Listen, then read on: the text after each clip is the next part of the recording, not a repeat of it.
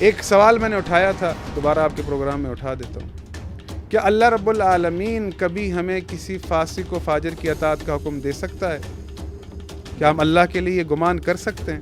یہ تو آپ کہہ رہے ہیں نا، یہ آپ کہہ رہے ہیں. لیکن یہی سوال آپ اگر ہمارے برادران سے کریں گے، آپ کے پاس سوشل میڈیا پر ویڈیوز موجود ہوں گی کہ حدیث سنائی جاتی ہے ممبروں سے بیٹھ کر. امت کے جو مقدس ترین لوگ ہیں، جی، حضرت معاویہ نے اپنے بیٹے کو نامزد کیا، ان کے لیے بیعت لی، تو پھر یہ کیا اب اسے ٹوٹل اسلام کہتے جائیں گے؟ اچھا، حضرت معاویہ کا معاملہ الگ ہے. دیکھیں، حضرت معاویہ نے اپنے بچے کو بنایا، ابو بکر نے اپنے بچے کو نہیں بنایا خلیفہ، عمر نے نہیں بنایا، عثمان نے نہیں بنایا. اچھا، حضرت علی نے بھی نہیں بنایا، وہ تو امت نے حضرت حسن کو بنایا. یہ آپ بالکل صحیح کہا، بالکل میں ایگری کرتا ہوں. لیکن اس میں اہل سنت آپ سے اعتراض کریں گے کہ حضرت علی نے حضرت ابو بکر، عمر، عثمان کی بیعت کی ہے، کمپرومائز کیا، ان کے خلاف کوئی جنگ نہیں کی، بلکہ دین اسلام پھیلانے میں ساتھ دیا ہے. تو یہ تو انڈورسمنٹ ہے نا.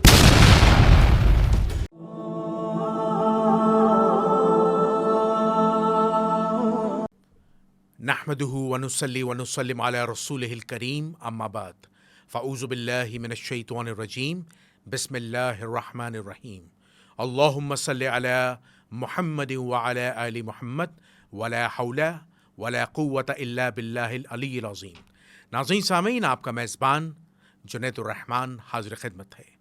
ناظرین سامعین، جیسا کہ آپ لوگ جانتے ہیں کہ میں اپنے چینل پر مختلف مکاتب فکر کے علماء دین کو بلاتا رہتا ہوں اور ان سے دینی اسلامی موضوعات پر، حساس موضوعات پر، موسٹ کرٹیکل موضوعات پر، ٹاپکس پر بات کرتا رہتا ہوں.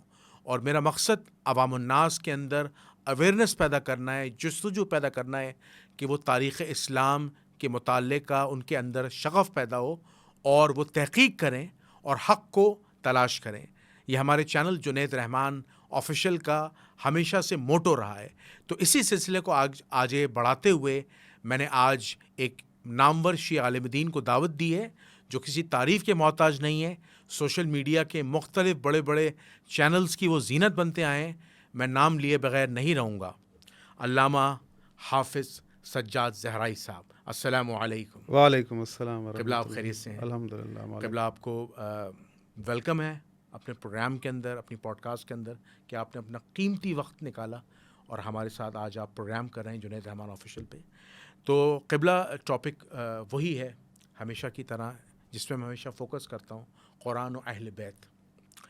تو میں وقت کو ضائع کیے بغیر اپنا پہلا سوال آپ کے آگے رکھتا ہوں کہ رسول اللہ صلی اللہ علیہ وآلہ وسلم نے کیا اپنی زندگی میں اپنا کوئی جانشین مقرر کیا تھا؟ یہ سوال اتنا اہم ہے جس پر مکتبہ اہل سنت اور تشیعت میں لفظی لڑائی کہہ لیں، اختلاف کہہ لیں، چلتا آیا ہے. تو جانشین رسول کے حوالے سے یا مسئلہ خلافت یا امامت کے حوالے سے مختصر روشنی ڈالیے گا. جزاک اللہ.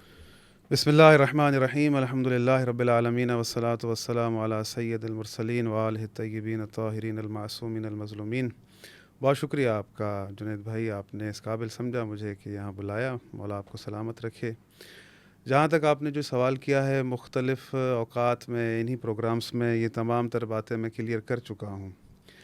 دیکھیں، اللہ رب العالمین کا جو وعدہ ہے اور ہمارا جو عقیدہ ہے کہ رسول اللہ صلی اللہ علیہ وآلہ وسلم کے بعد ان کی مسند کا فیصلہ رسول اللہ کریں گے، اللہ کرے گا. اور یہ ایک روز روشن کی طرح ہمارا عقیدہ ہے جسے ہم بیان کرتے ہیں. اور اللہ رب العالمین کے وعدے کی طرف آؤں کہ اللہ رب العالمین نے مومنین سے وعدہ کیا تھا، جو ہماری دلیل ہے. میں نے مختلف پروگرام میں پہلے بھی اس چیز کو ذکر کیا تھا، سوالات بھی اٹھائے تھے کہ اللہ رب العالمین نے مومنین سے وعدہ کیا. وعدہ کیا ہے؟ وعد اللہ الذین آمنوا منکم وعملوا الصالحات. میرا تم مومنین میں سے وعدہ ہے، میں تم میں سے، یعنی تم مومنین میں سے کوئی امیر المومنین بنے گا. وعد اللہ الذین آمنوا منکم وعملوا الصالحات لیستخلفنہم فی الارض، کہ میں تمہیں زمین کا خلیفہ بناؤں، کما استخلف الذین من قبلہم، جیسے میں نے پہلے خلیفہ بنائے تھے، خلفاء بنائے تھے. تو یہاں پر اللہ رب العالمین نے مومنین کے ساتھ وعدہ کیا ہے اور خلافت کی بات کی ہے تو ارض کی خلافت کی بات کی ہے، یعنی اسلام کی خلافت کی بات کی ہے پوری زمین پر. جہاں جہاں اسلام ہوگا وہاں اللہ کی خلافت ہوگی۔ تو اللہ رب العالمین نے مومنین کے ساتھ وعدہ کیا ہے، اور یہ اس میں اللہ رب العالمین نے قید لگا دی ہے کہ کما استخلف الذین من قبلہم، جیسے میں نے پہلے بنائے تھے۔ تو آپ تاریخ اٹھا کر دیکھ لیں کہ پہلا جو خلیفہ بنا اور جو بعد میں خلفاء بنے، حضرت آدم سے لے کر جتنے بھی خلفاء کا ذکر ہے ان کا بننے کا کرائٹیریا دیکھ لیں۔ حضرت آدم علیہ الصلوۃ والسلام اللہ کے پہلے خلیفہ بنے تو اللہ کی مرضی سے بنے۔ حضرت ہارون حضرت موسیٰ کے جانشین بنے، اللہ نے انہیں خلیفہ کہا ہے قرآن میں، تو وہ اللہ کی مرضی سے بنے۔ اللہ رب العالمین نے حضرت داؤد علیہ الصلوۃ والسلام کو خلیفہ کہا ہے، تو وہ اللہ کی مرضی سے بنے، وہ کسی اور طریقے سے خلیفہ نہیں بنے۔ مختصر بات کرنا چاہوں گا، یعنی یہ تمام خلفاء بنے جو اللہ رب العالمین کی مرضی سے بنے، اور اللہ رب العالمین نے کما کہہ کر یہ قید لگا دی ہے جیسے پہلے بنائے تھے، تو کوئی نیا نظام نہیں آئے گا۔ اور ذات محمد مصطفیٰ کیا ہیں کہ اللہ رب العالمین نے ان کے لیے کیا کہا ہے کہ ہم نے کیوں بھیجا ہے، ہدف رسول اللہ صلی اللہ علیہ وآلہ وسلم کا آنا، ان کا ہدف کیا ہے آنے کا، کہ اللہ رب العالمین سورہ ابراہیم کی پہلی آیت میں کہتا ہے کہ کتاب انزلناہ الیک لتخرج الناس من الظلمات الی النور، کہ ہم نے اس رسول کو بھیجا ہے کتاب دے کر تاکہ یہ لوگوں کو ظلمات سے نکال کر نور میں داخل کریں۔ یعنی رسول اللہ صلی اللہ علیہ وآلہ وسلم کے آنے کا ہدف کیا ہے انسانیت کے لیے، تمام انسانیت کے لیے، کہ وہ لوگوں کو ظلمات سے نکال کر نور میں داخل کریں۔ یہ رسول اللہ صلی اللہ علیہ وآلہ وسلم کو ذمہ داری سونپی ہے کس نے؟ اللہ رب العالمین نے۔ بے شک جہاں آیات اترتی ہیں اقیموا الصلاۃ، نماز کو قائم کرو، تو نماز کیسے پڑھنی ہے رسول بتائیں گے۔ زکوٰۃ ادا کرو، زکوٰۃ کیسے دینی ہے رسول بتائیں گے۔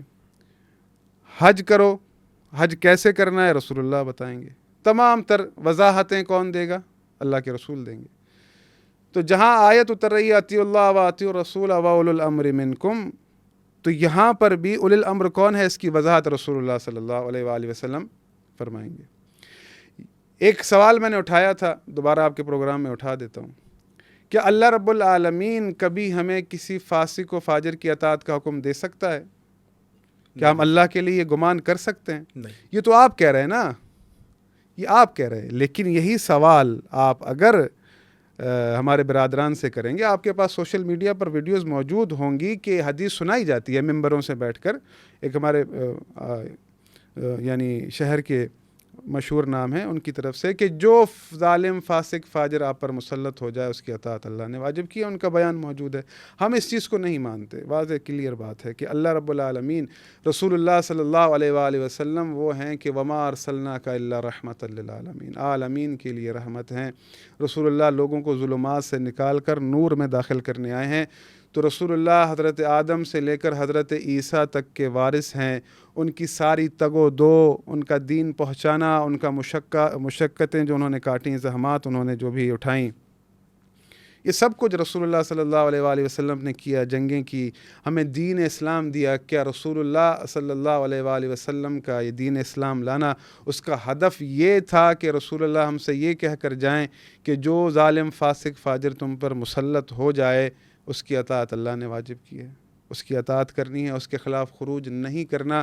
اگر ہم اس بات کو مان لیں تو پھر بہت سارے سوال اٹھتے ہیں کہ امام حسین اپنے نانا کے دین سے ہی غافل تھے؟ نعوذ باللہ۔ تو بات یہ ہے کہ اللہ رب العالمین ہم سے یہ چاہتا ہے کہ ہم اس کے نور کی اتباع کریں۔ اللہ رب العالمین نے ہدایت کا ذمہ اپنے سپرد کیا ہے، ان علینا للہدیٰ، کہ ہدایت کا ذمہ میرا ہے۔ اور جب حضرت آدم علیہ الصلوۃ والسلام کو اللہ رب العالمین نے زمین پر بھیجا تو آپ یہ آیات اٹھا کر دیکھ لیں، ایک سورہ بقرہ میں، ایک سورہ طٰہٰ میں ہے کہ قُلْ نَهْبِطُوا مِنْهَا جَمِيعًا، کہ تم نیچے اتر جاؤ۔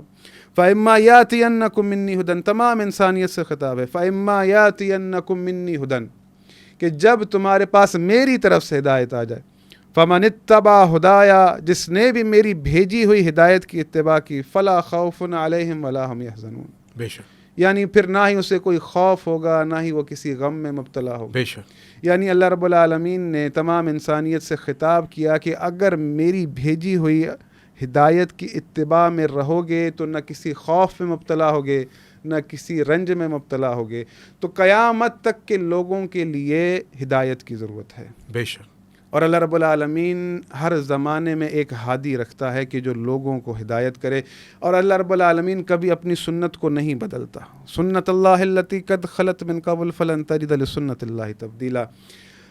اللہ کے رسول صلی اللہ علیہ وآلہ وسلم چونکہ آئے ہیں اسی لیے کہ لوگوں کو ظلمات سے نکال کر نور میں داخل کریں، تو اللہ کے رسول صلی اللہ علیہ وآلہ وسلم نے اپنی یہ ذمہ داری بخوبی نبھائی ہے۔ اکثر میں ان جملات کو دہراتا ہوں کہ رسول اللہ صلی اللہ علیہ وآلہ وسلم نے جہاں ہمیں دین پہنچایا ہے، اس کے بعد رسول اللہ صلی اللہ علیہ وآلہ وسلم نے ہم سے یہ کہا ہے، ہمیں ضمانت دی ہے، میں محمد ضمانت دیتا ہوں، میرے بعد اگر قرآن اور اہل بیت کی پیروی کرو گے، میں تمہارے درمیان قرآن اور اہل بیت چھوڑے جا رہا ہوں، اگر ان سے متمسک رہو گے تو میں محمد تمہیں ضمانت دیتا ہوں کہ تم کبھی بھی گمراہ نہیں ہوگے۔ بے شک، میں نے جہاں سے ابتدا کی کہ رسول اللہ جہاں سے ابتدا کیا استخلاف سے کہ اللہ کا یہ وعدہ ہے کہ وہ تم میں خلیفہ بنائے گا جیسے پہلے بنائے تھے، تو اب وہ اللہ رب العالمین کیسے بنائے گا، سورس کیا ہے، کس کے ذریعے سے بنائے گا، تو اللہ رب العالمین کے لیے اپنے پیغمبر کے سوا کوئی اور بہتر نہیں ہے کہ اللہ کے رسول صلی اللہ علیہ وآلہ وسلم ہمیں خلیفہ دے کر جائیں۔ اور رسول اللہ صلی اللہ علیہ وآلہ وسلم نے یہ وصیت کر دی۔ اکثر میں نے سوالات اٹھائے ہیں، تمام میرے ساتھ جو بیٹھنے والے مفتیان حضرات تھے، میں نے سب سے سوال کیا، بخاری میں موجود ہے، مسلم میں موجود ہے، رسول اللہ صلی اللہ علیہ وآلہ وسلم نے فرمایا میرے بعد میرے 12 جانشین ہیں۔ اب جب رسول اللہ کہہ رہے ہیں کہ میرے بعد میرے 12 جانشین ہیں، تو اس آیت کو ملا لیں آپ آیت استخلاف کو، تو کیا وہ آیت استخلاف کا جو مصداق ہوگا اور رسول اللہ کے بعد جو رسول اللہ کا جانشین بنے گا، دو الگ چیزیں نہیں ہوں گی، وہ ایک ہی ہوگا۔ تو اللہ کے رسول، اس میں نے آئے اولو الامر بھی پڑھی کہ آئے یعنی اطاعت کرو اللہ کی، رسول کی، اور اولو الامر کی، اس کو بھی پڑھا۔ تو جہاں پر ہر چیز کا سوال رسول اللہ سے ہوتا تھا جی جی، کہ وَيَسْأَلُونَكَ مَاذَا يُنْفِقُونَ، پیسوں کو کیسے خرچ کریں، وَيَسْأَلُونَكَ عَنِ الْيَتَامَى، یہ آپ سے جو ہے یتیموں کا سوال کرتے ہیں، وَيَسْأَلُونَكَ عَنِ الْخَمْرِ وَالْمَيْسِرِ، ہر سوال رسول اللہ سے ہوتا تھا۔ تو جب رسول اللہ کی موجودگی میں، رسول اللہ خود صاحب امر ہیں، ان کی موجودگی میں ایک تیسری اطاعت کا حکم ہو رہا ہے، تو کیا کبھی کسی نے نہیں پوچھا ہوگا یا رسول اللہ آپ اولی الامر ہیں، آپ کی موجودگی میں ہمیں ایک تیسری اور یعنی شخصیت کی اطاعت کا حکم دیا گیا ہے، یہ کون ہے؟ تو رسول اللہ کی یہ ذمہ داری نہیں ہے کہ وہ خود ڈیفائن کریں کہ یہ کون ہے جس کی اطاعت کا حکم اللہ نے دیا ہے۔ بے شک، یعنی جو میں چیز چاہ رہا ہوں کہ پہنچ جائے، تو رسول اللہ صلی اللہ علیہ وآلہ وسلم نے جب یہ کہا کہ میرے بعد میرے 12 جانشین ہیں، یا اس سے ہم کیا مراد لیں گے؟ جو جس طرح بنتا جائے تو ہم اسے جوڑتے جائیں رسول اللہ سے۔ اگر ہم اس سیکوینس میں چلیں گے تو اس میں یزید بھی آ رہا ہے، اس میں آل مروان بھی آ رہے ہیں، اور جس طرح سے یہ عقائد رائج ہیں کہ بھئی جو جیسا بھی آ جائے اس کی اطاعت اللہ نے واجب کی ہے، تو ہم دیکھتے ہیں کہ رسول اللہ جب یہ کہہ رہے ہیں کہ میں تمہارے درمیان قرآن اور اہل بیت چھوڑے جا رہا ہوں، تو اس وقت جو بھی لوگ موجود ہیں ان کے لیے اگر سبب ہے کوئی انہیں بچائے گا گمراہی سے، تو کون ہے؟ قرآن اور اہل بیت علیہ السلام۔ کیونکہ کون کہہ رہا ہے؟ رسول کہہ رہے ہیں، ہم نہیں کہہ رہے، یہ ہمارے جملے نہیں ہیں کہ میں کہہ رہا ہوں، کون کہہ رہا ہے؟ تو یعنی جب رسول اللہ کہہ رہے ہیں کہ قرآن اور اہل بیت چھوڑے جا رہا ہوں، تو یعنی آئے استخلاف کو بھی ملا لیں، آئے اولو الامر کو بھی ملا لیں۔ تو جو فرد لوگوں پر آنا چاہیے وہ اہل بیت سے آنا چاہیے، یہ قرآن کہہ رہا ہے اور رسول اللہ صلی اللہ علیہ وآلہ وسلم کی وصیت کہہ رہی ہے۔ تو ان 12 کو جب رسول اللہ صلی اللہ علیہ وآلہ وسلم کہہ رہے ہیں کہ میرے بعد میرے 12 جانشین ہیں، جن میں سے امام مہدی کو ہر مکتبہ فکر مانتا ہے، بے شک، کہ رسول اللہ نے اپنی زندگی میں ان کے آنے کی معرفی کی کہ وہ آئیں گے، ان کا نام بتایا، سب چیزیں بتائی، وہ کیا کیا کریں گے سب رسول اللہ نے آپ کو بتایا۔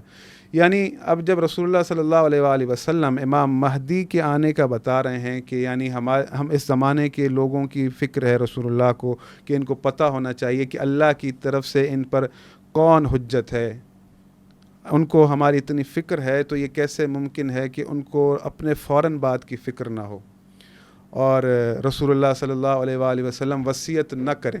تو یہ چیز جو ہے ممکن نہیں ہے۔ میں نے پہلے بھی چیزیں عرض کی ہیں کہ باب لکھے ہوئے ہیں کتابوں کے اندر، بخاری کے اندر، کہ کتاب الوصیت. رسول اللہ صلی اللہ علیہ وآلہ وسلم نے فرمایا کہ جو وصیت کے سوا دنیا سے گیا وہ جاہلیت کی موت مر گیا. ایک حدیث وہ ہے کہ جو اپنے وقت کے امام کی معرفت کے سوا دنیا سے گیا وہ جاہلیت کی موت مرا. ایک وہ ہے کہ جو وصیت کے بغیر گیا. تو اللہ رب العالمین فرماتا ہے یا ایھا الذین آمنوا لما تقولون ما لا تفعلون، وہ بات کیوں کرتے ہو جو خود عمل نہیں کرتے. جو رسول ہمیں کہہ رہے ہیں اور اللہ رب العالمین بھی امر کر رہا ہے کہ میں آپ کو آیت سنا دوں کہ جی جی کتب علیکم اذا حضر احدکم الموت. اللہ رب العالمین نے تم پر لکھ دیا ہے. آپ سنتے ہیں نا یہ آیت یا ایھا الذین آمنوا کتب علیکم الصیام کما کتب علی الذین. اسی طرح سے میں حوالہ دے دوں تاکہ جو ہمارے سامعین ہیں سننے والے کہ میں نمبر بتا دوں، یہ بہت ضروری رہتا ہے. یہ ہے سورہ بقرہ کی آیت نمبر 180. کتب علیکم اذا حضر احدکم الموت ان ترک خیرا الوصیۃ للوالدین والاقربین بالمعروف حقا علی المتقین. تم پر یہ واجب کیا جاتا ہے کہ جب تم میں سے کسی کو موت کا وقت آ جائے تو اگر وہ کچھ مال چھوڑ جانے والا ہو تو ماں باپ اور رشتہ داروں کے لیے دستور کے مطابق وصیت کر جائے. اللہ سے ڈرنے والوں پر یہ ایک حق ہے. یعنی جب اللہ رب العالمین مومنین سے کہہ رہا ہے کہ میں نے تم پر یہ لکھ دیا ہے، تمہیں یہ عمل کرنا ہے، تو رسول اللہ خود اس سے کس طرح سے مبرہ ہو سکتے ہیں کہ وہ یہ عمل نہ کریں. عمل میں تو رسول اللہ صلی اللہ علیہ وآلہ وسلم سب سے آگے ہیں. بے شک. اگر نماز کی آیت اتری ہے تو سب سے زیادہ پڑھنے والا نماز کون ہوگا؟ رسول اللہ. عمل کر کے دکھانے والے کون ہوں گے؟ بے شک. تو جب یہ آیتیں اتر رہی ہیں تو رسول اللہ کے لیے یہ جملہ کہنا کہ رسول اللہ بغیر وصیت کے دنیا سے گئے ہیں، تو کیا یہ قرآن کی مخالفت نہیں ہے؟ جی جی. اچھا، یہاں پر اہل سنت والجماعت آپ سے اختلاف کریں گے. جی. اچھا، وہ اختلاف ہی کریں گے کہ جو آیت استخلاف ہے جی جی یہ عمومی ہے. جی. وہ کہیں گے اس کی تفسیر میں کہیں پہ بھی یہ واضح مینشن نہیں ہے کہ مولا کائنات کا نام ہو یا 12 جانشین کا نام ہو. کوئی بھی متقی پرہیزگار جو ہے وہ خلیفہ بن سکتا ہے. پھر وہ دوسرا اعتراض یہ کریں گے اگر آپ بخاری و مسلم میں 12 جانشین رسول یا خلفاء کا تذکرہ کرتے ہیں تو اسی بخاری و مسلم میں ایسی روایات بھی ہیں کہ جس میں جیسے مولا کائنات نے صحیح مسلم کی روایت ہے جس کے زہری راوی ہیں کہ حضرت علی نے رسول اللہ صلی اللہ علیہ وسلم سے خلافت نہیں مانگی تھی، کہ اگر مانگ لیتے اور رسول اللہ صلی اللہ علیہ وسلم منع کر دیتے تو پھر یہ امت خلیفہ نہیں بناتی. ایسے بھی الفاظ آتے ہیں. پھر ایسے بھی الفاظ آتے ہیں کہ قرطاس کے موقع پہ کہ رسول اللہ اپنی وصیت نہیں لکھوا پائے. اور پھر اہل سنت یہ کہتے ہیں کہ 3 دن کے بعد جو ہے، یعنی قرطاس کے واقعے کے 3 دن بعد بھی رسول اللہ زندہ رہے. واقعہ جمعرات کا تھا اور پیر کو وصال ہوا تھا. تو جب رسول اللہ صلی اللہ علیہ وسلم نے اس معاملے کو امت میں چھوڑ دیا، ٹھیک ہے، اور صحابہ کرام رضوان اللہ تعالیٰ علیہم اجمعین کے اجماع سے جو ہے وہ حضرت ابو بکر کو بنا دیے گئے خلیفہ، اور پھر حضرت علی رضی اللہ تعالیٰ عنہ نے، اہل سنت اعتراض کرتے ہیں کہ حضرت علی نے حضرت ابو بکر کی بیعت کی ہے. تو یہ چیز انڈوز ہو جاتی ہے کہ ان کی خلافت صحیح ہے. دیکھیں اس کو جو ہے نا وہ اپنے ذہن سے جو ہے وہ اس کو دلیل بنا لی جاتی ہے، لیکن ایسا کچھ بھی نہیں ہے. اگر تو اہل سنت بھائی ہمارے یہ کہتے ہیں کہ یہ معاملہ لوگوں کا ہے، تو میں آپ سے سوال کرتا ہوں کہ کتنے خلفاء لوگوں نے بنائے؟ پہلی خلافت اگر اجماع سے بنی ہے، دوسری خلافت کیسے بنی ہے؟ حضرت ابو بکر صدیق نے حضرت عمر کو کہا، تو اپوائنٹ کیا. ہاں، تو پھر وہ اسی حساب سے بننی اور چاہیے. پھر وہ کہتے ہیں کہ صحابہ میں مشورہ ہوا اور پھر خلیفہ بن گئے. ایسا نہیں ہے. دیکھیں نا، بات یہ ہے کہ جب رسول اللہ نے وصیت نہیں کی، لوگوں پر چھوڑ دیا، تو پھر رسول اللہ کی یہ سنت بن جاتی نا. تو یہ تو پھر سنت کے خلاف ہو گئی بات کہ بھئی کسی کا نام مقرر کر کے جانا. تو بات یہ ہے کہ رسول اللہ صلی اللہ علیہ وآلہ نہیں، اہل سنت پتہ کیا کہتے ہیں؟ اہل سنت کہتے ہیں حضرت عمر کے خلیفہ بننے پر بھی صحابہ نے اعتراض بھی کیا تھا اور حضرت ابو بکر نے کنونس کیا، پھر اس کے بعد حضرت عمر رضی اللہ تعالیٰ کی بیعت ہوئی ہے. نہیں، وہ لکھ کر دے کر گئے نا. پھر اگر اجماع ہی ہے تو پھر حضرت عمر نے شورا بنائی تھی. تو امت کے جو مقدس ترین لوگ ہیں، جی، حضرت معاویہ نے اپنے بیٹے کو نامزد کیا، ان کے لیے بیعت لی. تو پھر یہ کیا اب اسے ٹوٹل اسلام کہتے جائیں گے؟ اچھا، حضرت معاویہ کا معاملہ الگ ہے. دیکھیں، حضرت معاویہ نے اپنے بچے کو بنایا، ابو بکر نے اپنے بچے کو نہیں بنایا خلیفہ، عمر نے نہیں بنایا، عثمان نے نہیں بنایا. اچھا، حضرت علی نے بھی نہیں بنایا، وہ تو امت نے حضرت حسن کو بنایا. مولا علی نے امام حسن کو بنایا، ان کی وصیت کی ہے، ان کی وصیت رسول اللہ نے کی ہے. اچھا اہل سنت کیا ڈفرینٹ ہے وہ ٹھیک ہے ڈفرینٹ ہے، میں یہی کہہ رہا ہوں نا کہ میں یہ کہہ رہا ہوں کہ میں نے آپ کے سامنے جو آیت پڑھی ہے کہ اللہ کہہ رہا ہے جیسے میں نے پہلے بنائے، تو جب جو پہلے بنے ہیں اسی کرائٹیریا پر رسول اللہ کے بعد بھی بننے. بات یہ ہے کہ جو فرد رسول اللہ کے بعد مسند رسول پر آ رہا ہے، آیا وہ امت کو ہدایت کر رہا ہے؟ تو اللہ رب العالمین کا یہ فرمان واضح ہے کہ افمن یہدی الی الحق احق ان یتبع ام لا یہدی الا یہدا فما لکم کیف تحکمون. حق یہ ہے کہ جو حق کی ہدایت کرے پیروی اس کی کرو، نہ کہ اس کی پیروی کرو جو خود محتاج ہدایت ہے. فما لکم کیف تحکمون، تم یہ کیسی قضاوت کرتے ہو. امیر المومنین علی علیہ الصلاۃ والسلام، کیونکہ رسول اللہ نے وصیت کی ہے کہ میں تمہارے درمیان قرآن اور اہل بیت چھوڑے جا رہا ہوں. امیر المومنین علی علیہ الصلاۃ والسلام اگر میرٹ کے حساب سے بھی آپ دیکھیں گے تو رسول اللہ کے بعد سب سے بڑھ کر علم رکھنے والے ہیں، مدینۃ العلم ہے. امیر المومنین علی علیہ الصلاۃ والسلام رسول اللہ کے بعد سب سے بڑھ کر شجاع ہیں، ان کے پاس حکمت ہے. یعنی جو کرائٹیریا، جو میزان قرآن نے دیا ہوا ہے اس پر پورے اترتے ہیں کہ حل یستوی الذین یعلمون والذین لا یعلمون، جو جانتا ہے اور جو نہیں جانتا دونوں برابر نہیں ہیں. یہ آپ نے یہ آپ بالکل صحیح کہہ رہے ہیں، بالکل میں ایگری کرتا ہوں. لیکن اس میں اہل سنت آپ سے اعتراض کریں گے کہ حضرت علی نے حضرت ابو بکر، عمر، عثمان کی بیعت کی ہے، کمپرومائز کیا، ان کے خلاف کوئی جنگ نہیں کی، بلکہ دین اسلام پھیلانے میں ساتھ دیا ہے. تو یہ تو انڈورسمنٹ ہے نا. وہ تو آپ کہہ رہے ہیں نا کہ نہیں، یہ تو تاریخ اسٹیبلش ہسٹری کہہ رہی ہے. دیکھیں میری بات سنیں، بات یہ ہے کہ امیر المومنین علی علیہ الصلاۃ والسلام نے کیا اعتراض کیا ہے یا نہیں کیا؟ جی بلکہ مانا ہے. دیکھیں نا، نہیں آپ کہہ رہے ہیں نا، ہم اس چیز کو نہیں مانتے نا کہ امیر المومنین علی علیہ الصلاۃ والسلام نے کبھی کوئی بیعت بھی کی ہو. دیکھیں بات یہ ہے بیعت کہ ثابت نہیں ہے نا ہمارے پاس، تو ہم تو اس کو مانتے ہی نہیں ہیں نا. بخاری مسلم میں تو ہے. دیکھیں بیعت کرنا اور ہوتا ہے، اور جو حالات چل رہے ہیں اس پر خاموشی اختیار کرنا ایک الگ چیز ہے. کہ بعض اوقات کبھی کوئی چیز آپ مصلحتاً کر رہے ہوتے ہیں، اس میں یقیناً آپ کچھ نہ کچھ دیکھ رہے ہوتے ہیں.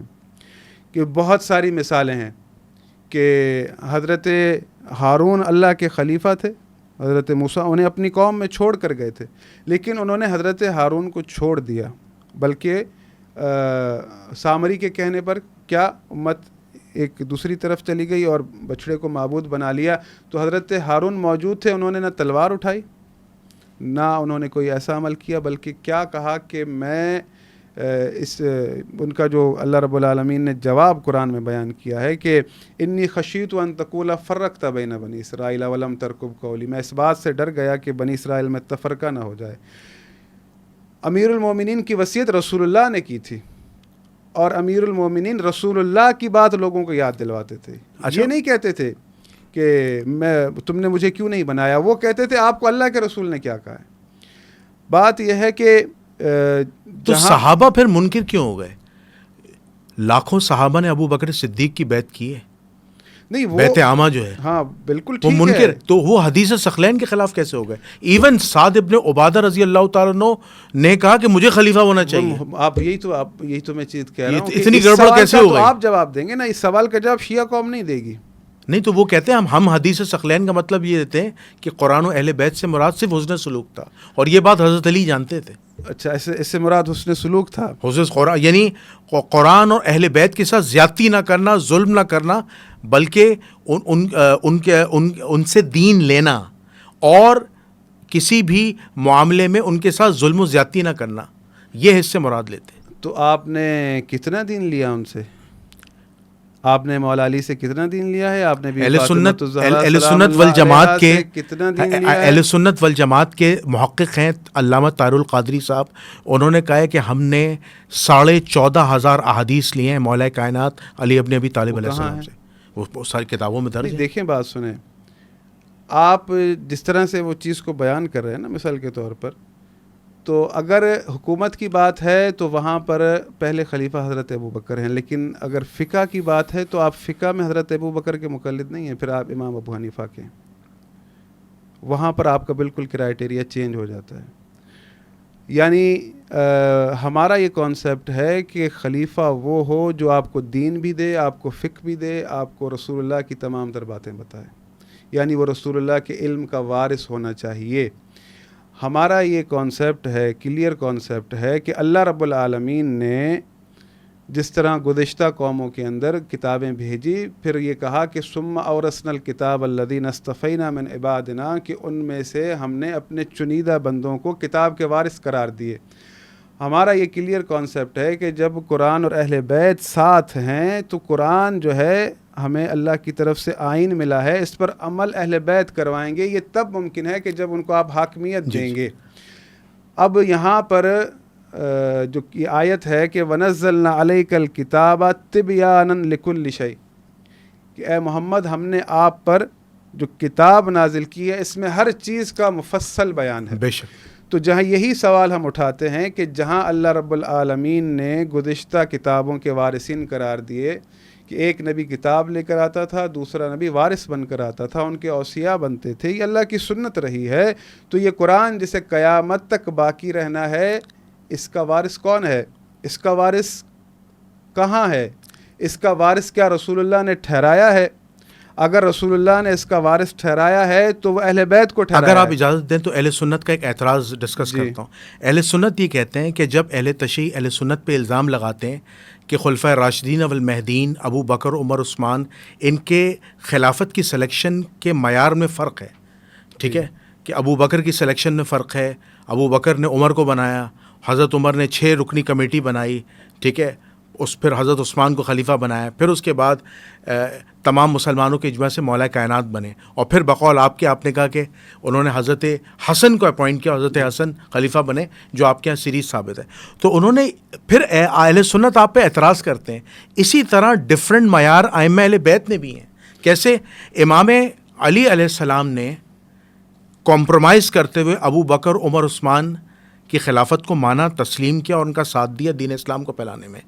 پھر دوسرے امام حسن نے اسلام کو بچانے کے لیے جناب معاویہ بن ابو سفیان کے ساتھ صلح کی، صلح حسن، اور خلافت سے دستبردار ہو گئے۔ پھر تیسرا سٹانس ہم امام کا دیکھتے، امام حسین علیہ السلام کا، جو دونوں سے مختلف ہے، کہ انہوں نے کسی بھی حالت میں یزید کے اقتدار کو قبول نہیں کیا اور اپنے پورے خاندان کو اللہ کی راہ میں قتل کروا دیا، جام شہادت نوش کی۔ تو یہ 3 الگ الگ معیار نہیں ہیں۔ دیکھیں میری بات سنیں، جب بات آپ دین کی کر رہے ہیں نا، جی جی، تو آپ جو ہے 30 سال میں اس دین کو فلاپ کر رہے ہیں، کہ جو نظام آپ بیان کر رہے ہیں یہ نہیں، ائمہ اہل بیت کے کمپرومائزز تو ہیں نا۔ میں آپ کی کمپرومائز جس طرح سے آپ سمجھ رہے ہیں ہم اس کو اس ذہن سے نہیں سمجھتے۔ اچھا ٹھیک۔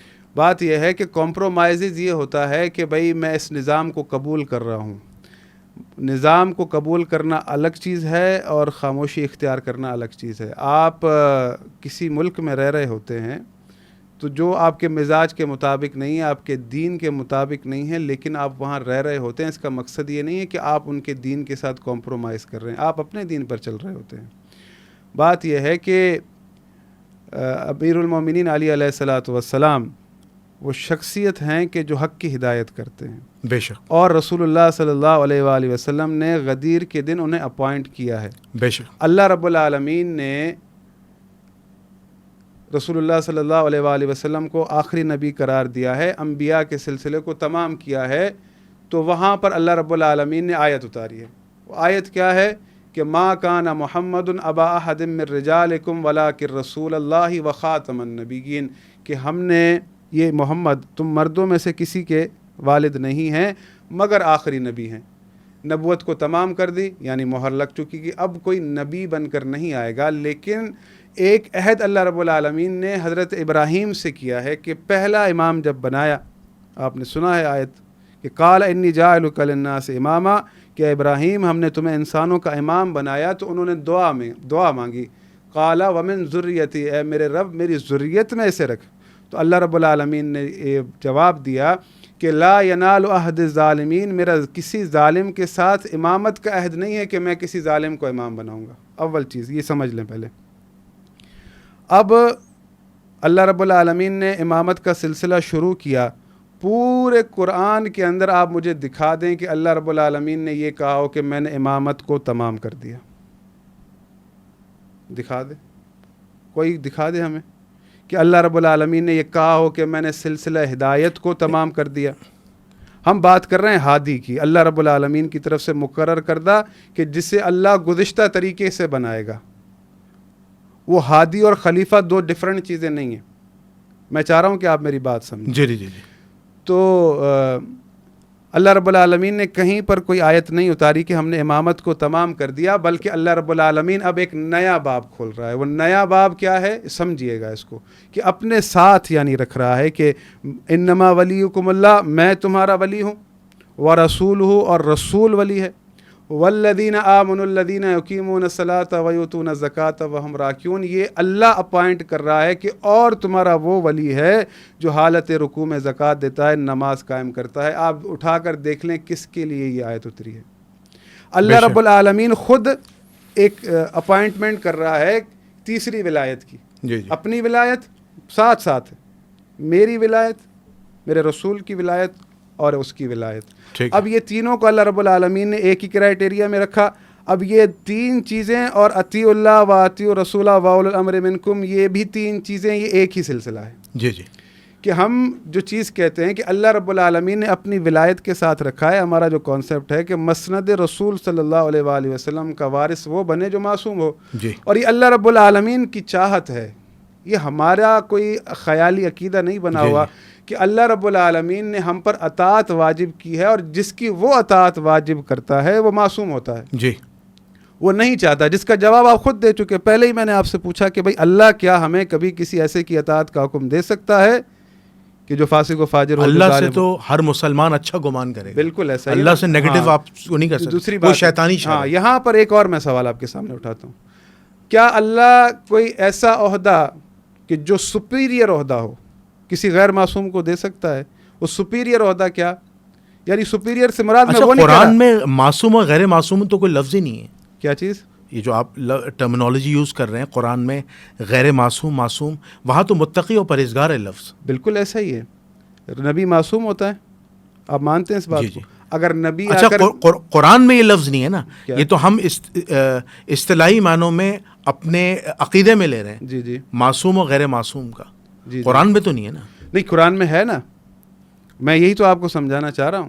ایکچوئل ورڈ ہے معصوم. اللہ رب العالمین جسے ہادی بناتا ہے نا، اللہ رب العالمین یہی تو کہہ رہا ہے نا کہ جو حق کی ہدایت کرے. حق کی ہدایت کون کرتا ہے؟ پیغمبر کرتا ہے. دیکھیں اللہ رب العالمین جو ہے وہ جب معصوم کی بات کر رہے ہیں نا، تو اللہ رب العالمین کی جو راہ ہے وہ کیا ہے، صراط جو ہے وہ کیا ہے، سبیل جو ہے وہ کیا ہے. اللہ رب العالمین کیوں کمپیریزن کر رہا ہے سورہ نحل کے اندر کہ ضرب اللہ مثل الرجلین، اللہ تمہیں مثال دیتا ہے دو مردوں کی، احدہما ابکم، جس میں سے ایک گونگا ہے، لا یقدر علی شیء، کسی چیز پر قدرت نہیں رکھتا، وہو کل علی مولاہ، جو اپنے مالک کے گلے میں پڑا ہے، اینما یوجہ لا یاتی بخیر، وہ مالک اس کا اسے جہاں بھیجتا ہے تو کوئی خیر کی خبر نہیں لاتا. پھر اللہ رب العالمین سوال کر رہا ہے، استفہام ہے، هل یستوی ہوا، کیا یہ برابر ہے؟ ومن یامر بالعدل، جو تمہیں عدل کا حکم دیتا ہے، وہو علی صراط مستقیم، اور جو خود صراط مستقیم پر ہے. بالکل صحیح. کیوں دے رہا ہے یہ اللہ؟ غور کیجئے گا کہ دو مردوں کا کمپیریزن کر رہا ہے. پہلے اللہ نے کہا کہ فلا تضربوا للہ الامثال، اللہ کے لیے تم مثال نہ دو، اللہ ہی بہتر مثال دیتا ہے، وہی جانتا ہے کہ مثال کیسے دی جائے. تو اللہ رب العالمین دو لوگوں کا کمپیریزن کر رہا ہے کہ ایک شخص ایسا ہے کہ جو گونگا ہے، کسی چیز پر قدرت نہیں رکھتا، ایک شخص ایسا ہے جو تمہیں عدل قائم کرنے کا حکم دیتا ہے. بے شک. وہو اعلیٰ صراط مستقیم، اور جو صراط مستقیم پر کھڑا ہے. دونوں برابر ہیں. اللہ آپ سے پوچھ رہا ہے، کیوں پوچھ رہا ہے؟ اللہ آپ سے یہ کیوں پوچھ رہا ہے؟ آپ سے کیوں استفہام کر رہا ہے؟ بتاؤ مجھے. اللہ کہہ رہا ہے تم بتاؤ کہ یہ دونوں برابر ہیں. نہیں ہے نا. اب کوئی ایسا ہے جو ہمیں عدل کا حکم دیتا ہے اور خود صراط مستقیم پر ہے. اس آیت کی تفسیر میں بہت ساری چیزیں ہیں. اچھا اگر اب یہ آیت بھی امیر المومنین کے لیے اتری ہے، ان کے فضل میں اتری ہے.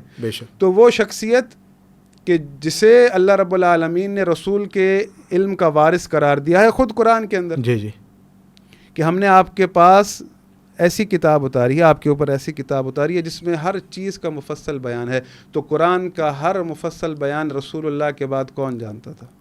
مولا علی جانتے تھے. اچھا. تو آیا ہم پر یہ ذمہ داری نہیں بنتی کہ ہم امیر المومنین علی علیہ الصلوۃ والسلام کو اس کرائٹیریا پر جانتے ہوئے جو میزان اللہ نے دیا ہے، اللہ کا مقرر کردہ ہوا بندہ اسے ایکسیپٹ کریں کہ اللہ رب العالمین نے علم کو کیا دی ہے؟ برتری دی ہے، عظمت بخشی ہے، اور یہ فرمایا ہے کہ یرفع اللہ الذین آمنوا منکم، اللہ اسے رفعت بخشے گا جسے اللہ نے علم عطا کیا ہے۔ اچھا، آپ مولا کائنات کے فضائل پڑھ رہے ہیں؟ جی، میں فضائل اس لیے پڑھ رہا ہوں، جی میری بات سن لیں۔ اچھا قبلہ، اگر آپ مجھے اجازت دیں تو اہل سنت کا ایک اعتراض ہے، میں چاہتا ہوں پبلک کے آگے آپ بیان کریں۔ اہل سنت یہ کہتے ہیں کہ آپ نے کہا کہ امامت جو ہے لفظ جو ہے وہ نبوت کے لیے خاص نہیں ہے، ٹھیک ہے نا، صرف نبوت کے لیے نہیں ہے۔ جیسے آپ نے ابراہیم کو جو ہے امام کہا، ٹھیک ہے نا، آپ نے قرآن کی ایک آیت پڑھی۔ اہل سنت آپ سے اعتراض کریں گے کہ قرآن میں ہمیں یہ دکھائیں کہ امامت کا وقت جو ورڈ ہے وہ قرآن میں اللہ تعالیٰ نے غیر نبی کے لیے استعمال کیا، کیونکہ نبوت جو ہے وہ رسول اللہ صلی اللہ علیہ وسلم پہ ختم ہے، اور رسول اللہ صلی اللہ علیہ وسلم کی حدیث ہے جس کے اہل سنت بھی مانتے ہیں کہ رسول اللہ نے فرمایا کہ نبوت مجھ پہ ختم ہے اور میرے بعد کثیر خلفاء ہوں گے، تم اس کی اطاعت کرنا۔ اب یہاں کثیر خلفاء سے مراد اہل سنت یہ لیتے ہیں کہ وہ متقی پرہیزگار خلفاء جو آیت استخلاف کے زمرے میں آتے ہیں، اور ہم ان سے اعلان برات کرتے ہیں جو آیت استخلاف کے زمرے میں نہیں آتے، تو وہ تو کہتے ہیں، ورنہ وہ آپ سے کہیں گے کہ اگر امامت ہے۔ آپ نے تو مسئلہ حل کر دیا نا۔ ہاں ہاں، آپ نے کہا کہ مجھے یہ دکھائیں کہ اللہ نے امام کسی غیر نبی کو کہا ہو، یہی جر سوال نبی، آپ جی جی جی وَكُلَّ شَيْءٍ أَحْصَيْنَاهُ فِي إِمَامٍ مُبِينٍ، جی جی، ہم نے ہر چیز جو ہے ضبط کر دی ہے امام مبین میں۔ ٹھیک ہے، ٹھیک ہے، ہر چیز ضبط کہاں کر دی اللہ رب العالمین نے؟ امام مبین میں۔ اس آیت کی تفسیر پڑھیں۔ رسول اللہ صلی اللہ علیہ وآلہ وسلم سے سوال ہوا، یا رسول اللہ کیا توریت امام مبین ہے؟ رسول اللہ نے کہا نہیں۔ کہا انجیل کو امام مبین ہے؟ کہا نہیں۔ کیا قرآن امام مبین ہے؟ رسول اللہ نے کہا نہیں۔ امیر المومنین تشریف لا رہے تھے، جب وہ مسجد میں داخل ہوئے تو رسول اللہ نے کہا کہ ہذا امام مبین، کہ یہ ہے امام مبین۔ اب میں آپ کو اپنی بات واضح کرنے کے لیے آیت سے ہی مثال دیتا ہوں۔ اللہ رب العالمین فرماتا ہے کہ وما من دابۃ فی الارض الا علی اللہ رزقها ویعلم مستقرها ومستودعها کل فی کتاب مبین، کہ زمین میں جتنی بھی مخلوقات ہیں دابۃ الارض، انہیں کتنا رزق ملے گا، کس وقت ملے گا، کہاں سونپا جائے گا، سب کتاب مبین میں لکھا ہے۔ وعنده مفاتح الغیب لا یعلمها الا هو، غیب کی کنجیاں اس کے پاس ہے، کوئی نہیں جانتا، وہی جانتا ہے۔ وما تسقط من ورقة الا يعلمها ولا حبة في ظلمات الارض ولا رطب ولا یابس الا في کتاب مبین، کوئی پتا نہیں جھڑتا، کوئی اندھیرا روشنی نہیں، جو کچھ ہے سب کا سب اس کتاب مبین میں لکھا ہے۔ میں نے جو پہلی آیت پڑھی، آپ یہ مجھے بتائیں کہ اگر آپ قرآن پڑھ رہے ہوں اس میں دیکھ سکتے ہیں کہ کل مجھے کتنا رزق ملے گا؟ اگر آپ اس سے ام الکتاب یعنی لوح محفوظ لیں گے تو آیت بیان کرنے کا ہدف کیا ہے جسے انسان سمجھ ہی نہ سکے؟ لیکن ہمارے پاس جو ہمارے ائمہ نے، ائمہ معصومین علیہ السلام نے تفسیر کی ہے کہ کتاب مبین سے مراد در حقیقت اس کا صاحب ہوتا ہے، ٹھیک، یہ اللہ رب العالمین کا آئین ہے۔ اس سے مراد امیر المومنین علی علیہ الصلوۃ والسلام ہیں۔ امیر المومنین بھی وہ ذات ہیں کہ جن سے جو یہ کہہ سکتے تھے کہ سلونی سلونی قبل ان تفقدونی، ان کے ایک دشمن نے، ان سے بغض رکھنے والے نے پوچھا کہ علی اگر دعویٰ میں سچے ہیں تو مجھے بتائیں کہ آج میں کیا کھاؤں گا؟ تو امیر المومنین نے کہا کہ آج تو دودھ اور چاول کھائے گا۔ تو اس شخص نے کہا کہ اگر یہ بات ہے تو میں دودھ اور چاول نہیں کھاؤں گا آج، لیکن اس شخص نے مار کھا کر بھی دودھ اور چاول ہی کھائے۔ کیسے؟ جہاں بھی جاتا تھا اسے وہی غذا ملتی تھی۔ بالکل صحیح۔ یعنی اب کیا ہے کہ بات یہ ہے کہ معرفت کی، کہ آپ دیکھیں نا، میری بات سنیں، رسول اللہ کی بات پر غور کریں، رسول اللہ کی وصیت پر غور کریں۔ رسول اللہ کہہ رہے ہیں کہ جو شخص اپنے وقت کے امام کی معرفت کے سوا دنیا سے گیا وہ جاہلیت کی موت مر گیا۔ ٹھیک ہے، ٹھیک ہے، ٹھیک ہے۔ اب یہ جو جاہلیت کی موت مر گیا، مجھے انصاف سے بتائیں کہ رسول اللہ صلی اللہ علیہ وآلہ وسلم کے فرمان کے مطابق کہ جو اپنے وقت کے امام کو نہ پہچانے اور اس کی معرفت کے سوا دنیا سے چلا جائے وہ جاہلیت کی موت مر گیا، انصاف سے بتائیں یزید کے دور کے اندر ان کا امام کون تھا؟ وہ کس سے اپنا امام کہتے تھے؟ یزید کے دور کے اندر امام حسین تھے نا۔ لوگ کسے کہتے تھے؟ یزید کو. یزید کو کہتے تھے. آیا انصاف سے بتائیں اللہ معاشر میں یزید کا پوچھے گا کہ اس کی معرفت تھی تمہیں نہیں تھی؟ اللہ رب العالمین نے اگر اطاعت واجب کی ہے تو اللہ معاشر میں پوچھے گا نہیں پوچھے گا کہ تم نے اولو الامر کی اطاعت کی یا نہیں کی؟ پوچھے گا. اگر تو اجماع سے یزید بنا تو پھر امام حسین پر واجب تھا کہ وہ یزید کی بیعت کرتے، اس کی اطاعت کرتے، لیکن انہوں نے نہیں کی. تو کیا رسول اللہ کی احادیث سے وہ غافل تھے؟ نعوذ باللہ. کیا قرآن سے وہ غافل تھے؟ میں تو آپ کو مثال دینے کے لیے سمجھا رہا ہوں کہ میری بات آپ کو سمجھ جائے. دیکھیں اعتراض کرنے والے اعتراض کرتے ہیں لیکن سمجھیں چیزوں کو.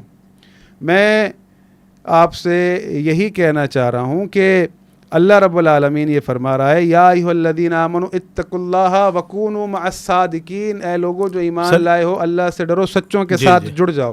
اب مجھے یہ بتائیں کہ امام حسین موجود ہیں، یزید بھی ہے، یزید خلیفہ ہے مسلمانوں کا، اللہ کہہ رہا ہے سچوں کے ساتھ جڑ جاؤ. یہاں کون سے سچے کے ساتھ جڑنا ہے؟ سچا کون ہے؟ امام حسین ہے یا یزید ہے؟ امام حسین سچے. امام حسین ہے. تو لوگ کس کے ساتھ تھے؟ اچھا قبلہ میرا ایک سوال ہے یہاں پہ، قبلہ میرا ایک سوال ہے. عبداللہ ابن عباس رضی اللہ تعالیٰ کے بارے میں آپ کیا کہیں گے؟ انہوں نے امام حسین کا ساتھ نہیں دیا تھا. بات وہ نہیں ہے. میں کسی کے ساتھ کیا آپ کہہ سکتے ہیں کہ وہ جاہلیت کی موت مرے؟ انہوں نے امام حسین کا ساتھ نہیں دیا. میں کسی کی بات ہی نہیں کر رہا نا، میں رسول اللہ کی بات کر رہا ہوں. کیونکہ آپ کو پتہ ہے بہت سے ایسے لوگ، اچھا ایک منٹ اجازت دیتے ہیں، بہت سے ایسے لوگوں نے یزید کی بیعت کی تھی جو اصحاب کرام تھے، جنہوں اپنے قتل کا اور اپنے خون کا ڈر تھا کہ ہمیں مار دیا جائے گا. اسلام میں تو جان بچانا جائز ہے. میری بات بہت سے ایسے مجبور بھی ہیں، سارے تو نہیں آئیں گے نا جاہلیت کی موت میں. بات یہ ہے کہ یزید مسلط ہوا کیوں؟ معاویہ نے بنایا نا. نہیں وہ آپ کہہ رہے ہیں نا، نہیں اسٹیبلش ہسٹری کہہ رہی ہے. نہیں مقصد یہ ہے کہ یہ ایسا حالات کیوں ہوئے کہ یزید بھی جو ہے مسلمانوں کا خلیفہ بن گیا. پوری دنیا کو پتہ ہے کہ معاویہ نے مولا علی سے جنگ کی، اقتدار پہ قبضہ کیا نا. آپ رسول اللہ کیوں آئے تھے دنیا کے اندر؟ رسول اللہ تو ہادی و مہدی تھے. ہادی و مہدی بن کر آئے تھے نا. تو امت کے لیے رسول اللہ اگر موجود ہوتے تو امت کے لیے کسے مقدم رکھتے؟ امام حسین کو یا یزید کو؟ امام حسین. امام حسین کو مقدم، جنت کے سردار ہیں. تو یہی لوگ سمجھ جائیں کہ رسول اللہ کی بات پر توجہ کریں کہ رسول اللہ کیا کہہ کر گئے. رسول اللہ اگر کہہ کر گئے ہیں کہ بھئی میں تمہارے درمیان جو ہے قرآن اور یزید چھوڑے جا رہا ہوں، تو پھر تو آپ کی بات ٹھیک ہے، اس کا خلیفہ بننا بھی ٹھیک تھا. لیکن رسول اللہ نے یہ بات نہیں کہی. آپ کو یہ سوچنا چاہیے کہ رسول اللہ نے یہ کہا ہے کہ میں تمہارے درمیان قرآن اور اہل بیت چھوڑے جا رہا ہوں. اہل سنت کے جو بڑے مکاتب فکر ہیں سب نے لکھا، اپنا یزید خلیفہ لکھا. یہاں لوگ مان کر گئے کہ یزید مسلمانوں کا خلیفہ ہے کیونکہ لوگوں نے بنایا. اگر آپ کے پاس معیار یہی ہے تو پھر یزید کو آپ مان لیں کہ اللہ کی طرف سے، کہ بھئی وہ پھر غلطی جو ہے ساری آ کے کہاں رکتی ہے؟ پھر آپ کیا سمجھتے ہیں قصوروار کون ہے؟ امام حسین قصوروار ہے. نعوذ باللہ. میں تو سوچ بھی نہیں سکتا. وہ تو مقصد نتیجہ تو پھر یہی نکل رہا ہے نا کہ بھئی بات یہ ہے کہ رسول اللہ صلی اللہ علیہ وآلہ وسلم کی بات کو کیوں کوئی نہیں دیکھتا. بات یہ ہے کہ رسول اللہ کی وصیت کو چھوڑ کر آپ یہ کہہ رہے ہیں کہ امیر المومنین خاموش کیوں رہے، یہ ساری چیزیں کیوں ہوئی. بھئی بات یہ ہے کہ آپ امیر المومنین کے خاموش ہونے کو دیکھ رہے ہیں، آپ رسول اللہ کی وصیت کو کیوں نہیں دیکھ رہے؟ آپ قرآن کی وصیت کو کیوں نہیں دیکھ رہے؟ آپ ہر حوالے سے جو اللہ رب العالمین نے میزان دیا ہے، ایک شخصیت کے لیے اللہ رب العالمین نے فضائل میں قرآن کی 1000 آیتیں اتار دی. اس کا ہدف کیا تھا؟ بالکل صحیح. اس کا ہدف کیا تھا کہ اللہ رب العالمین قرآن میں کہہ رہا ہے کہ لِنَجْعَلَهَا لَكُمْ تَذْكِرَةً وَتَعِيَهَا أُذُنٌ وَاعِيَةٌ، کہ یہ جو ہم نے تذکرہ بھیجا ہے یاد کرنے والے کانوں نے یاد کر لیا. آیت کس کے لیے اتری؟ امیر المومنین کے لیے کہ رسول اللہ جو تذکرہ لے کر آئیں اس کا وارث کون ہے؟ امیر المومنین علی علیہ الصلوۃ والسلام. وَيَقُولُ الَّذِينَ كَفَرُوا لَسْتَ مُرْسَلًا، یہ کافر کہتے ہیں کہ آپ اللہ کے رسول نہیں ہیں. قُلْ كَفَىٰ بِاللَّهِ شَهِيدًا بَيْنِي وَبَيْنَكُمْ وَمَنْ عِندَهُ عِلْمُ الْكِتَابِ، کہ ان سے کہہ دو کہ تمہاری رسالت کے لیے میں اللہ کافی ہوں اور وہ جس کے پاس کتاب کا علم ہے. وہی امام مبین جسے آپ نے کہا کہ بھائی مجھے یہ بتا دیں کہ یہ قرآن کی اگر بات ہے تو قرآن کے ساتھ ہم پلہ اللہ کے رسول نے کسے ٹھہرایا؟ اہل بیت کو. یہ قیامت تک جدا نہیں ہوں گی حتیٰ حوض کوثر تک. تو یہی میں چیز آپ کو سمجھانا چاہ رہا ہوں کہ بجائے کہ آپ یہ کہیں کہ امیر المومنین کیوں خاموش رہے، آپ یہ دیکھیں کہ رسول اللہ آپ کو کیا دے کر گئے. آپ کو قرآن کیا دے رہا ہے؟ قرآن ایسی کتاب ہے کہ ہر زمانے میں اپ ٹو ڈیٹ ہے، آج بھی موجود ہے. میں نے تو مفتی صاحبان سے فتویٰ مانگا جی جی کہ بھئی مجھے فتویٰ دے دیں کہ اللہ ہمیں کبھی کسی ایسے کی اطاعت کا حکم دے سکتا ہے کہ جو گناہ کرتے ہوں، جو اشتباہ کرتے ہوں. جی تو کسی نے کوئی جواب نہیں دیا. امام حسن اور حسین کو اللہ رب العالمین نے جنت کی جوانوں کی سرداری عطا کی ہے. جنت کی جوانوں کی سرداری اللہ کیا کسی غیر معصوم کو دے سکتا ہے؟ کبھی کوئی سنی آپ عالم بٹھائیں، اس سے سوال کیجئے گا، فتویٰ لکھ کر دیں کہ اللہ جنت کی سرداری کسی غیر معصوم کو دے سکتا ہے جو دنیا میں گناہ کرتا ہو. بالکل صحیح، بالکل صحیح. کیونکہ انبیاء کو اگر آپ معصوم مانتے ہیں تو انبیاء سردار نہیں ہیں. سردار کون ہے؟ امام حسن و حسین. یہ جو سارے اعتراضات ہیں نا، یہ صرف کیا ہے کہ اپنے آپ کو ایک فیس سیونگ دینا، کہ بات ڈال دیں ساری کی ساری اہل بیت علیہ السلام پر، امیر المومنین پر، امام حسن پر، امام حسین پر. بات یہ ہے کہ پوری کی پوری امت ان پر متفق کیوں نہ ہوئی، کہ کوئی ان کے لیے مشکل ہی نہ ہوتی. کیوں ایسا ہوا کہ یعنی امیر المومنین علی علیہ الصلوۃ والسلام کی جیسی شخصیت کہ جو ہر حوالے سے میرٹ پر بھی سپیریئر تھے، علم کے حوالے سے، شجاعت کے حوالے سے، حکمت کے حوالے سے، ہر طرح. مختصر کر لیجیے گا. جی میں اپنی بات ہی پہنچا رہا تھا کہ تمام سامعین کے لیے ہمارے لیے جو سب سے بڑھ کر حجت ہے وہ رسول اللہ کی وصیت ہے، اللہ کا قرآن ہے. آج بھی اس قرآن کے اندر اللہ رب العالمین نے ہمیں نظام دیا ہوا ہے. آخری بات تمام کروں گا، بہت ضروری ہے کہ آپ سوال کیجئے گا کہ بھئی آپ یہ بتا دیں کہ اگر یہ کام لوگوں کا ہے تو آج کے دور کے اندر کیوں کوئی امام مہدی کو نہیں بنا سکتا؟ آج یہ کیوں نظام فلاپ ہے؟ 4 خلافتوں کے بعد تو سب پھر میراث بن گئی خاندانوں کی، باپ جاتا تھا، بیٹا آتا تھا. یہ دین اسلام کیا ناقص تھا؟ اس میں کوئی نقص تھا کہ 4 خلافتوں بعد جو ہے وہ نظام یہ فلاپ ہو گیا؟ یہ اسلام نہیں ہے. اسلام بڑا عظیم دین ہے. اللہ رب العالمین نے کہا ہے کہ ان الدین عند اللہ الاسلام، دین اگر ہے تو اسلام ہے. پھر اللہ رب العالمین نے یہ بھی فرمایا ہے کہ ومن یبتغی غیر الاسلام دینا، جو بھی اسلام کے سوا کسی غیر دین کی تبلیغ کرے گا تو اللہ قبول نہیں کرے گا. اللہ کا دین یہ ہے کہ اس نے قرآن کا بھی وارث بنایا ہے، اس نے ہادی بھی بنایا ہے، اور اس نے خود کہا ہے کہ ہدایت کا ذمہ میرا ہے. اس نے کہا ہے کہ میں نے امام قرار دیے ہیں، تو اس نے خاتمے کی آیت نہیں اتاری. ہر زمانے میں ہادی کی ضرورت ہے. آج ہمیں امام مہدی کی اشد ضرورت ہے. ہر بندہ کہتا ہے کہ وہ آ جائیں تو مسائل ختم ہو جائیں. تو اللہ رب العالمین نے تو ہر زمانے میں ایسی شخصیت ہمیں عطا کی تھی کہ ہم فرقوں میں پڑے ہی نہ. اللہ نے تو ہم سے کہا تھا کہ واعتصموا بحبل اللہ جمیعا ولا تفرقوا، کہ میری رسی کو مضبوطی سے تھامے رکھو اور تفرقے میں نہ پڑو. اللہ کے رسول صلی اللہ علیہ وآلہ وسلم سے پوچھا گیا، تفسیر وہ کر رہے ہیں کہ وہ رسی کون سی ہے؟ علی ابن ابی طالب، میرے اہل بیت کی ولایت. یہ مضبوط رسی ہیں. اللہ رب العالمین نے خود قرآن میں کہا ہے کہ وَحَبْلٌ مِّنَ اللَّهِ وَحَبْلٌ مِّنَ النَّاسِ. حبل من اللہ قرآن ہے، وحبل من الناس ولایت ہے، محمد و آل محمد علیہ السلام کی ولایت ہے کہ جو لوگوں سے آسمان کی طرف جاتی ہے. کہ رسول اللہ صلی اللہ علیہ وآلہ وسلم کے علم کی وراثت کہاں جا رہی ہے؟ وہی شخص حق رکھتا ہے کہ جو حاکمیت بھی کرے، جس کے پاس علم رسول اللہ ہے، جس کے پاس قرآن کی وراثت ہے، جو قرآن کی علوم جانتا ہے. یہ ہماری عقل اور شعور بھی اس بات کا تقاضا کرتی ہے کہ ہم انہیں ایکسیپٹ کریں. اور یہ تو ایک دلیل ہی نہیں ہے نا کہ ہم سے یہ کہا جاتا ہے کہ بھئی امامت کو قرآن سے دکھایا جائے، اور ہم تو 1400 سال سے لوگوں کو قرآن ہی سنا رہے ہیں. ہمارے علماء یہی کرتے آئے ہیں. یہ لوگ بنائیں گے، اس کی دلیل آپ کے پاس کہاں ہے؟ نہ تو آپ کے پاس رسول اللہ کی کوئی وصیت ہے، نہ قرآن کی آیت ہے. کبھی یہ بھی تو سوال کیا جائے کہ اگر لوگ بنائیں گے تو رسول اللہ نے کب کہا کہ لوگ تم بنا لینا؟ انہوں نے تو کہا میرے بعد میرے 12 جانشین ہیں. اگر رسول اللہ کہہ رہے ہیں میرے بعد 12 جانشین ہیں، تو پھر یہ جملہ عبث ہو جاتا ہے کہ لوگوں کا کام ہے. تو میں بڑا اچھا ایک پروگرام کر رہا تھا علامہ حافظ سجاد زہرائی صاحب کے ساتھ، اور گفتگو کرنے کے لیے تو بہت کچھ ہے ماشاءاللہ. بڑے خوبصورت دلائل دیے اور میرے سخت سوالات کے بڑے عمدہ جوابات دیے، اور یہ پوڈ کاسٹ آپ کو پسند بھی آئے گا جب پبلش ہوگا انشاءاللہ. میں اس دعا کے ساتھ اینڈ کرتا ہوں کہ اللہ تعالی ہمیں نبی کریم صلی اللہ علیہ وآلہ وسلم، ان کے برحق صحابہ اور اہل البیت کی سنتوں کو زندہ کرنے والا بنائے. کل قیامت کے دن حضور علیہ الصلاۃ والسلام کے ہاتھوں سے حوض کوثر سے پانی نصیب فرمائے، اور بغیر حساب کتاب کی جنت الفردوس میں داخلہ نصیب فرمائے. آپ کا میزبان جنید الرحمن، مہمان خصوصی جناب علامہ حافظ سجاد زہرائی صاحب کو اجازت دیجیے. انشاءاللہ ایک نئے موضوع کے ساتھ، ایک نئے مہمان کے ساتھ دوبارہ حاضر ہوں گے. اس وقت تک کے لیے السلام علیکم ورحمۃ اللہ وبرکاتہ.